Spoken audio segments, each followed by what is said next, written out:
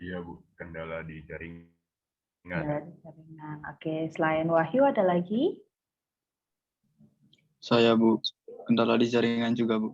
Oke, ada yang beberapa ada yang kendala di jaringan ya. Jadi nanti diusahakan pas waktu mau ujian, diharapkan coba koneksinya itu paling tidak 10 menit atau 15 menit sebelumnya dicoba dites pakai speed test ya teman-teman. Terus kemudian nanti pas waktu ujian teman-teman tidak menggunakan akun Zoom bersama saya untuk saling mengerjakan saya tugas mengawasi lalu kemudian kalian tugasnya mengerjakan itu tidak. Jadi kalian mengerjakannya secara mandiri menggunakan akun belajar. Nah, kalau misalnya ada kendala di jaringan kayak tadi, berarti diusahakan untuk masuknya itu kalau ke akun belajarnya pas sambil ngetes jaringan, 15 menit sebelumnya itu kalian sudah buka belajarnya. Terus kemudian nanti di-refresh, sehingga nanti kalian bisa masuk ke belajar tersebut. Gitu.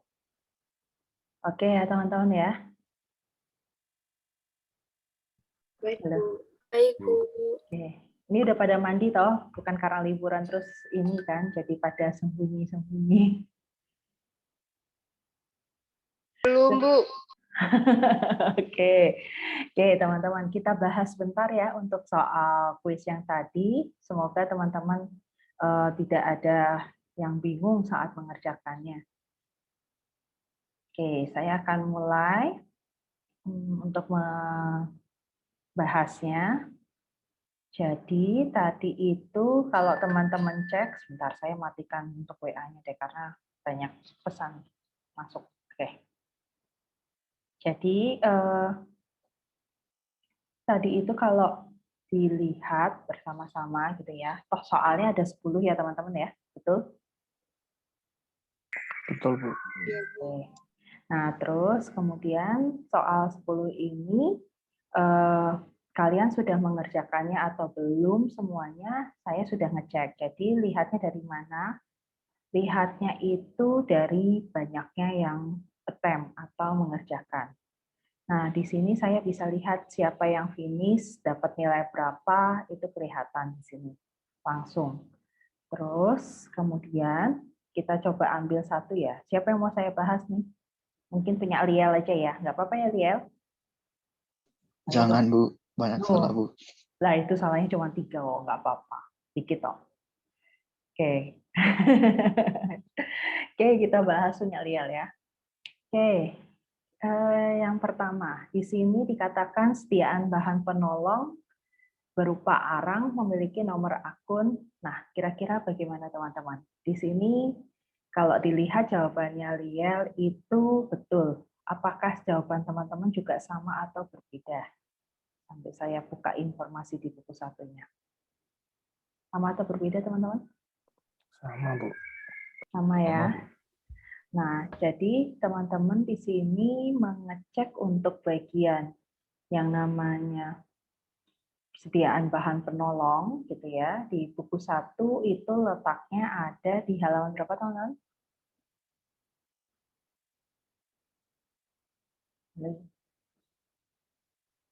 Tidak tidur kan? Halaman berapa? 45, Bu.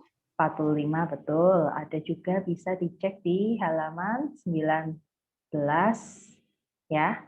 Oke, berarti kita coba cek ya. Nah, ketika sediaan bahan penolong itu di sini kaitannya untuk bahan arang, sebenarnya teman-teman sudah bisa mengecek di halaman 19. Kenapa? Karena di halaman 19 ini ada keterangan nomor akun dari sediaan bahan penolong yaitu 135, lalu kemudian 05 ini adalah keterangan untuk akun pembantu arang. Jadi di sini mudah teman-teman hanya perlu melihat dia bahannya apa saja yang dibeli, terus kemudian dia termasuk sediaan apa. Kalau semisalnya yang diminta adalah sediaan perlengkapan untuk barangnya yaitu sarangan kokon. Kira-kira nomor akunnya berapa? 136. 136.02. Oke, betul. 136.02. Oke, jadi teman-teman tidak perlu bingung lagi ya ketika mengeceknya. Nah, kita lanjut. Berarti nomor 1 di sini aman. Nah, nomor 2. Sebentar, kelewatan. Dari bukti pengeluaran kas, diperoleh informasi bahwa PT Jogja Farm membayar upah bersih pangkas pohon melalui kas kecil sebesar 2.375.000 yang sudah dikurangi dengan PPh sebesar 5%. Nah, upah pangkas pohon tersebut dicatat di debit berapa? Yaitu berapa, teman-teman? 2.500.000. 2.500.000. Ada yang tahu caranya gimana kok bisa jadi 2.500.000 tidak 2.375? Ada yang tahu? Itu dulu PPh 21-nya, Bu. Oke, dihitung dulu PPh 21-nya, yaitu sebesar, Sebesar 125.000. betul, 125.000 itu PPh 21-nya.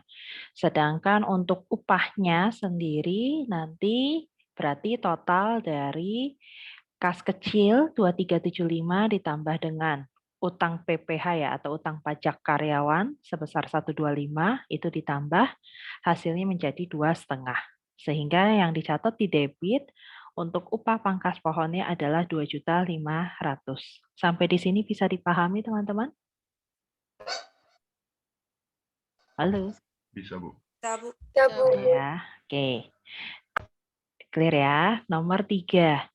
Nah, di sini PT Jogja Farm membeli yaitu minyak kepada Sally. Pembelian minyak itu dilakukan sebanyak 130 liter. Terus kemudian yang dibeli satuannya harga satuan per liternya adalah Rp4.000. Pembelian minyak ini dikenai PPN 10%. Tergolong pajak apakah yang dikenakan pada pihak Sally? Nah, kebetulan di sini jawabannya Liel itu betul, yaitu di sini adalah PPN masukan. Kenapa kok nggak masuk ke dalam utang PPN masukan? Ada yang tahu kenapa, teman-teman? Kenapa kok tidak utang PPN masukan? Melainkan PPN-nya langsung dibayar, Bu. PPN-nya. Gimana? Pembeliannya bukan merupakan pembelian kredit. Pembeliannya bukan pembelian kredit. Selain itu ada lagi? Ada yang mau coba jawab? Gimana? PPN-nya langsung dibayar.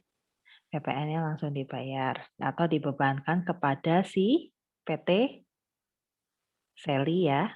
Betul ya? Jadi kita tidak kita di sini tugasnya adalah untuk menampung PPN tersebut. Baru nanti distorkan. Jadi betul ya. Di sini kalau PPN masukan yaitu nomor 143 digunakan untuk mencatat jumlah PPN dari barang yang dibeli. Jadi dengan kata lain kita membeli, sebentar ini posisinya kita membeli atau yang dibeli ya barangnya. Saya coba cek lagi. Oke, kita yang membeli ya. Berarti kita saat membeli ke PT Sally di sini seperti layaknya kita ke McD itu harus bayar PPN masukan. Nah, nanti si PT Sally akan menampung seluruh PPN kita baru nanti distorkan kepada kas negara. Seperti itu. Jadi yang dicatat adalah PPN masukan. Oke, betul. Sampai di sini ada pertanyaan teman-teman untuk nomor 3? Belum, Bu. Oke, Twina, terima kasih ya untuk bantuannya. Oke, teman-teman, kita lanjut ke nomor 4. Nah, nomor 4 ini keterangannya adalah PT Jogja Farm membeli minyak sama ya kayak tadi, terus kepada si Sally. Pembelian minyak ini dilakukan keterangannya sama 130 liter untuk harga satuannya adalah 4.000. Pembelian minyak ini dikenai PPN sebesar 10%. Berapakah nomor akun sediaan minyak? Nah, nomor akun setiaan minyak di sini betul jawabannya 13504, keterangannya dapat di halaman yaitu yang tadi ya teman-teman ya. Bisa cek di buku 1 di bagian halaman 19. Jadi, untuk bagian si minyak di situ posisinya adalah keterangan dari setiaan bahan penolong untuk bahan bakar minyak berarti 135.04. Sampai di sini ada yang bingung, teman-teman? Halo, Belum. aman ya? Oke. Oke, kita lanjut. Selanjutnya nomor 5, deposito berjangka milik Bank Nusantara. Nomor akunnya adalah 111.01. Ini betul ya teman-teman ya, tidak ada yang salah. Jadi dicek lagi di halaman 19, tadi ada. Lalu kemudian untuk soal nomor 6. Di sini berapakah jumlah pajak yang dikenakan oleh PT pihak Seli? Nah, teman-teman di sini cara mendapatkan menghitung pajaknya dihitung dari mana teman-teman? 130 liter 130 dikali 4.000, Bu. Betul, 130 liter dikali dengan 4.000 ketemu berapa, Elis? 500.000. 520.000. Lalu dihitung PPN-nya 10% sehingga 520.000 dikalikan dengan 10%. Hasilnya menjadi 52.000. Oke. Di sini ada yang masih bingung, teman-teman? Belum, Bu. Belum ya. Oke. Kita lanjut ke soal nomor 7. Di soal nomor 7 di sini dikatakan bahwa dari bukti pengeluaran kas diperoleh informasi PT Jogja Farm membayar upah bersih pangkas pohon melalui kas kecil sebesar 2.375.000 yang sudah dikurangi dengan yaitu PPh 21-nya sebesar 5%. Nah, berapakah PPh yang akan dicatat? Berarti tadi ya, teman-teman menghitungnya adalah 2.375 dikalikan dengan berapa teman-teman? 5%. Dikalikan 5% agar menemui hasil yaitu 125.000. Dengan kata lain PPh 21-nya yang dicatat adalah 125.000. Oke.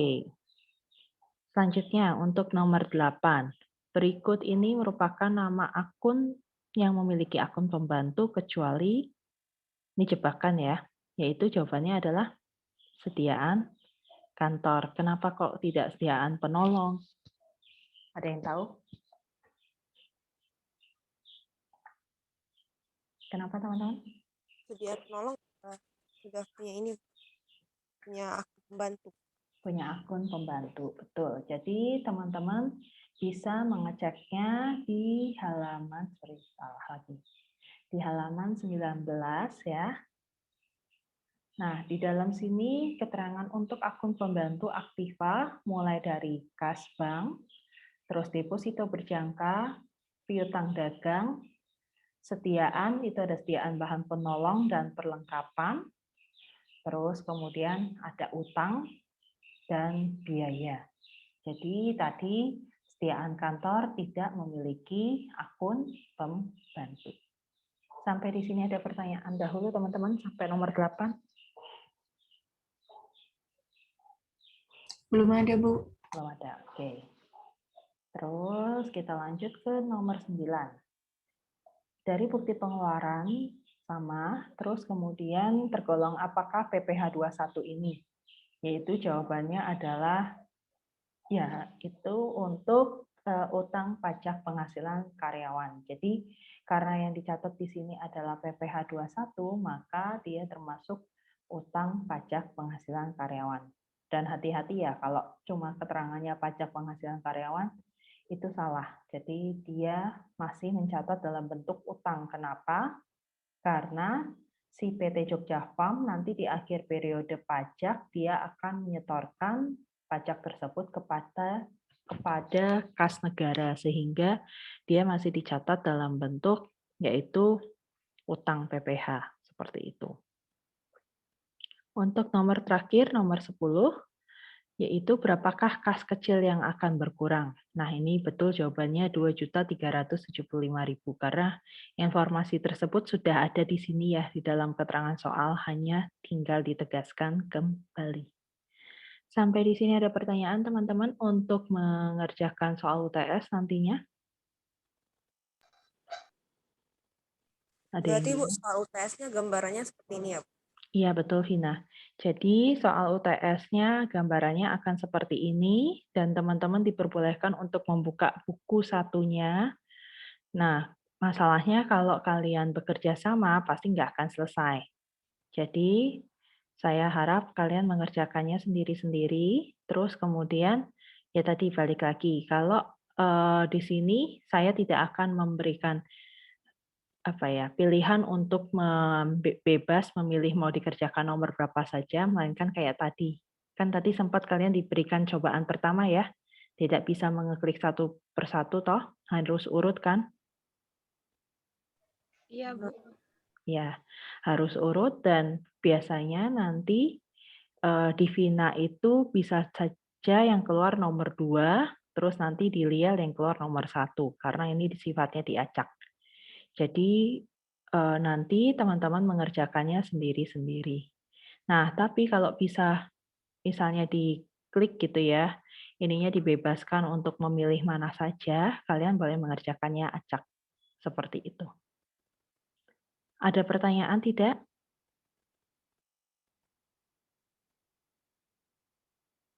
Halo, Jadi saya tidak. tidak ya. Nah, berarti nanti Bu kalau masih ada kendala di jaringan bagaimana? Nah, ini yang menjadi penyebab karena besok itu kan kalian mengerjakan di belajar, terus belajar akan dikeroyok oleh semua ini kan yang mengerjakan. Jadi mau tidak mau kalian pas saat mengerjakan, saya akan memberikan soal itu dia tidak sampai pengerjaannya 2 jam, melainkan hanya pengerjaan untuk 60 menit. Jadi kalian bebas masih punya waktu kira-kira di sini kalau 60 menit itu misal ya untuk 30 soal, berarti setiap satu soal kalian punya waktu kira-kira hampir 5 sampai 10 menit. Nah, masalahnya adalah kalau misalnya itu ada kendala di jaringan, silakan kalau masih bisa di next gitu ya, teman-teman telanjur di next, dituliskan saja di kertas kayak tadi, siapa temannya ya, Lily ya kalau nggak salah ya. Ya, Bu. Jadi Lucia itu juga mengerjakan di kertas, nanti kemudian baru dikirimkan gitu. Nah, Wahyu gimana tadi bisa apa enggak? Tadi saya bisa, Bu. Udah bisa Cuma ya? ya, pindah ke HP, Bu. Jadi yang di laptop saya close, pindah ke HP. Oke, itu juga bisa. Jadi kalau misalnya ada kendala di laptopnya, pindah ke HP, atau misalnya kalau Bu jaringannya pas saya mengerjakannya, kebetulan saya nggak punya laptop, mengerjakannya menggunakan HP. Nah, berarti HP tersebut di-restart ya teman-teman ya, biar balik lagi bisa mengerjakan lagi gitu. Jadi kenapa saya bilang harus di-restart, karena bisa jadi ada kendala di jaringannya. Makanya kalau ketika teman-teman mengerjakan bingung, Bu, ini koneksi saya stabil atau enggaknya, silahkan teman-teman pakai speed test untuk mengeceknya. Yaitu alamatnya, sebentar.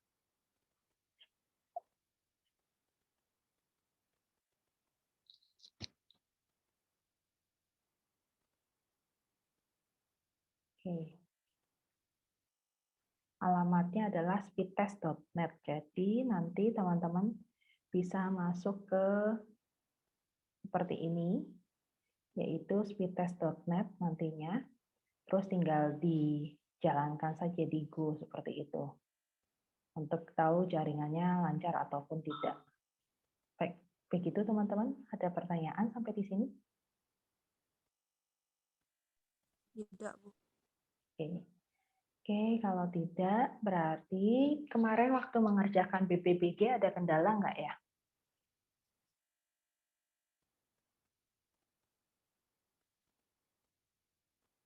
Ada kendala tidak, teman-teman? Kita masih punya kira-kira 10 menitan. Ada kendala tidak, teman-teman? Saya dapat laporan dari Kak Ivana. Itu Bu, mau tanya untuk Gimana? untuk yang telur Bu, apa tuh? Bingung yang di bagian sisi kanannya itu Bu.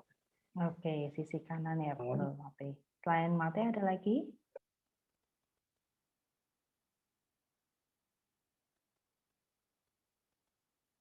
Nggak ada? Oke. Kita coba cek bentar ya. Nah, di bagian BPBG ini, kalau teman-teman cek waktu pertama kali, pasti di sini sempat saya ada laporan gitu ya, dari Kak Ivana. Bu, kalau misalnya di sini ada yang bertanya, kalau untuk di bagian sediaan kantor ini, dia yang di bagian akun pembantu di kreditnya ada akun pembantunya atau tidak? Itu ada yang bertanya kepada Kak Ivana. Nah, terus akhirnya saya bilang, kalau misalnya di bagian akun pembantu di posisi sini, yang untuk di kredit tidak ada, berarti tidak perlu diinformasikan atau dituliskan di sini. Tetapi jika teman-teman mencari untuk di bagian sisi kanan atau di bagian sisi debit, berarti di sini teman-teman berarti akan menemui untuk akun pembantunya, yaitu berapa teman-teman untuk sediaan kantor? 61. Betul, 61. Sedangkan untuk akun kepalanya yaitu di sini 551. Nah, sama halnya juga untuk di nomor 2. Di nomor 2 ini berarti keterangan ini kalian jadikan patokan untuk mencari akun pembantu yang dikredit di sebelah sini dulu. Berarti dimulai dari nomor berapa untuk pupuk kimia, teman-teman? 06. 06, 07 sampai dengan 08 untuk insektisida. Sedangkan untuk di sisi kanan, untuk seksi perkebunan, itu kode akunnya adalah kepalanya 530. 531. Betul. Sedangkan untuk akun pembantunya pupuk kimia sudah berbeda ya, tidak sama dengan yang di sisi kiri, melainkan berapa teman-teman? 17. 17, 18, 19. Betul, 17, 18, sampai dengan 19. Sampai di sini bisa dipahami teman-teman? Aman ya? Aman Bu. Bu. Oke. Nah, kalau yang ini berarti kemarin juga ada sempat pertanyaan.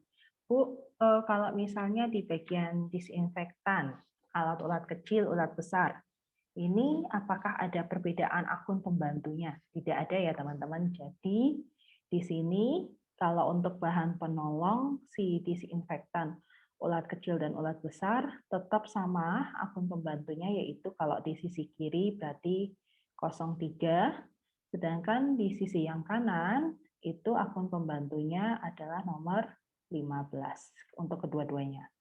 Yang membedakan apa? Yaitu yang diminta persiapan sama sericulture. Kalau persiapan nomor akunnya adalah 500 berapa teman-teman? 541. 541, sedangkan sericulture yaitu 542. 542.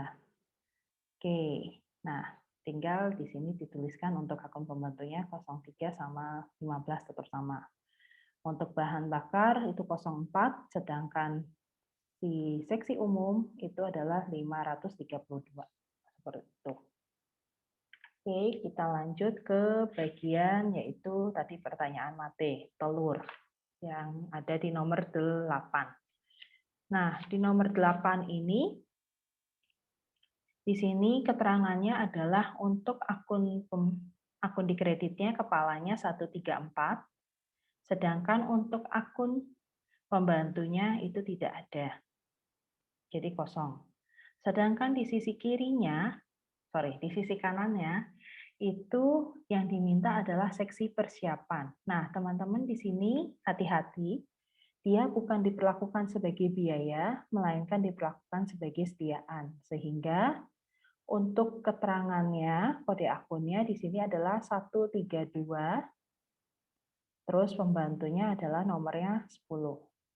Nah, kenapa Bu kok dia tidak diperlakukan sebagai biaya?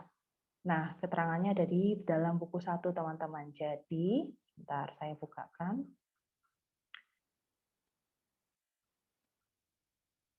Oke, jadi kenapa dia tidak masuk ke dalam biaya? Karena ini, teman-teman. Pemakaian sediaan bahan baku telur, terus penggunaan biaya tenaga kerja langsung, biaya pemeliharaan ulat kecil, biaya petik daun, pemakaian telur ulat sutra, biaya overhead di seksi persiapan. Jadi dengan kata lain, ketika seksi persiapan butuh telur, di sini dia diperlakukan sebagai orang yang menggunakan sediaan tersebut. Maka dia tidak diperlakukan sebagai biaya, melainkan diperlakukan sebagai sediaan produk dalam proses untuk seksi persiapan. Nah, Bu, tadi kalau misalnya untuk 134 itu apa? Gitu ya, keterangan 134.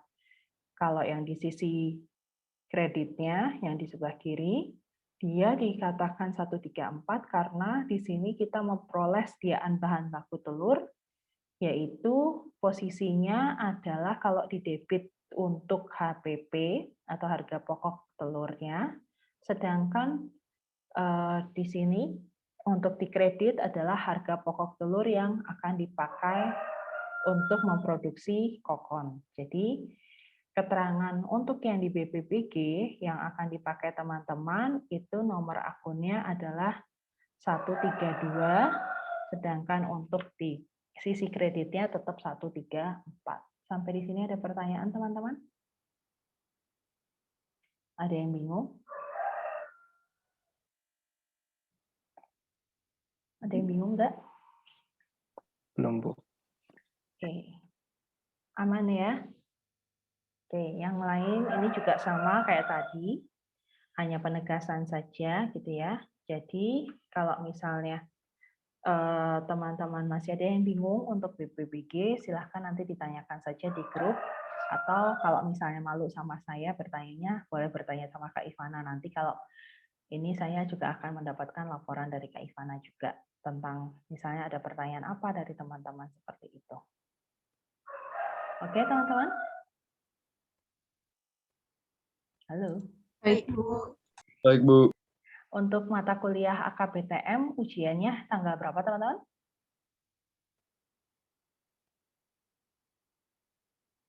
Halo? 13. Bu. Tanggal 13, betul. Lalu kemudian jamnya jam 7 pagi ya, jangan lupa ya. Oke, tidak ada yang jam 8, jadi hati-hati. Kalau kalian bilang, Bu, saya salah lihat jadwal. Nah, itu salah lihat jadwal, sudah tidak ada waktu tambahan untuk mengerjakan lagi. Atau misalnya baru sadarnya siang hari. Nah, ini hati-hati nih. Biasanya penyakit malasnya teman-teman yang suka susah bangun di pagi, ini biasanya akan kehilangan waktu dan tidak ada ujian susulan. Seperti itu. Oke, teman-teman? Oke, Bu. Oke, jika tidak ada pertanyaan, berarti kuliah bisa kita akhiri. Lalu kalau teman-teman masih bingung, rekaman di Zoom ini nanti saya akan upload sehingga teman-teman juga bisa belajar lagi, gitu ya. Informasinya ada di belajar tentunya. Ada pertanyaan lagi, teman-teman? Bu, saya mau tanya, berarti ini materinya sampai BP itu atau Sampai gimana? BPBG, betul. Oh iya, oke. Makasih. Materinya sampai di BPBG tentang kayak tadi ya, misalnya kalau diminta untuk menjurnal untuk transaksi A atau B gitu, silahkan teman-teman dicoba cek lagi soal latihannya yang kemarin. Gitu. Oke, teman-teman? Baik, Bu. Oke. Oke, kalau begitu, jika tidak ada pertanyaan, kita akhiri kuliahnya. Terima kasih teman-teman udah mau kuliah di hari libur. Besok kalian sudah masuk UTS. Semoga sukses untuk UTS-nya di periode ini. Terima kasih teman-teman. Amin. Terima kasih, Bu.